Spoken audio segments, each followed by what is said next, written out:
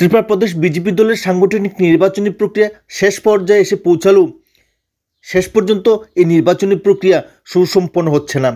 এ নিয়ে শাসক দলের মধ্যে ব্যাপক জটিলতা পরিলক্ষিত হচ্ছে। 2024 সালের শেষ দিকে বিজেপি প্রদেশ সভাপতির নাম ঘোষণা করার কথা থাকলেও দল সেই ঘোষণা দিতে ব্যর্থ হয়েছে। দীর্ঘ জলঘোলার পর অবশেষে বিজেপি কেন্দ্রীয় নেতৃত্বের জোর থাকার ফলে বিজেপি প্রদেশ সভাপতি নিয়োগের ব্যাপারে রাজ্য কমিটি গুরুত্বপূর্ণ বৈঠকে মিলিত হয়েছেন।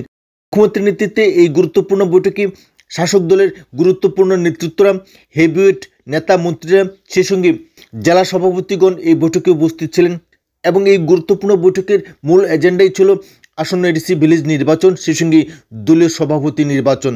দলের বর্তমান সভাপতি রাজীব ভট্টাচার্য এবং বর্তমান মুখ্যমন্ত্রী ডক্টর মানিক শাহ এই বিষয়ে গুরুত্বপূর্ণ সিদ্ধান্ত গ্রহণ করেছেন এবং দলীয় স্তরে যে বিষয়টা আজ ওপেন সিক্রেট হয়ে গিয়েছে যে শাসক দলের সভাপতি নির্বাচনের প্রক্রিয়া প্রায় শেষ পর্যায়ে নিয়ে এসে এবং অনেকেই বলছেন যে আজ অথবা আগামীকাল বিজেপি দলের রাজ্য সভাপতির নাম ঘোষণা করা হতে পারে। যদিও একঝাঁক বিজেপি নেতা নেত্রী এই সভাপতির দৌড়ে রয়েছেন, কিন্তু শেষ হাসি কে আসবেন এ নিয়েও রাজধানীতে বিশেষত শাসক দলে ব্যাপক গুঞ্জন, ব্যাপক চর্চা শুরু হয়ে গেছে। যদিও কেউ কেউ বলছেন অমিত রক্ষিত কিংবা ভগবান চন্দ্র দাস এই দুজনের মধ্যে কাউকে নির্বাচিত করা হতে পারে বিজেপি রাজ্য সভাপতি হিসেবে। ইতিমধ্যেই যে বিষয়টা নিয়ে ব্যাপকভাবে চর্চা হচ্ছে তা হলো বিজেপি দলের অন্যতম সাংগঠনিক নেত্রী প্রতিমা ভৌমিক এই গুরুত্বপূর্ণ পদে আসীন করা হতে পারে।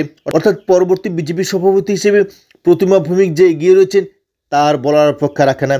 এ নিয়ে ব্যাপকভাবে চর্চা শুরু হয়েছে। যদিও কেউ কেউ বলছেন রাজধানী আগরতলা কেন্দ্রে অর্থাৎ সুদীপ রায় বর্মনের সঙ্গে লড়াই করা এক নেত্রীকে এবার বিজেপি দলের সভাপতি করা হতে পারে। তবে সমস্ত জল্পনা কল্পনার অবশেষে বিজেপি দলের রাজ্য সভাপতি কে হবেন তা বিজেপি প্রদেশ নেতৃত্ব তথা রাজ্যের মাননীয় মুখ্যমন্ত্রী ডক্টর মানিক শাহর মাধ্যমে ঘোষিত হতে পারে। রাজনৈতিক বিশেষজ্ঞরা বলছেন যে দীর্ঘ জল ঘোলার পর বিজেপি প্রদেশ কমিটি অতি শীঘ্রই আজ অথবা কাল বিজেপি রাজ্য সভাপতির নাম ঘোষণা করতে চলেছেন।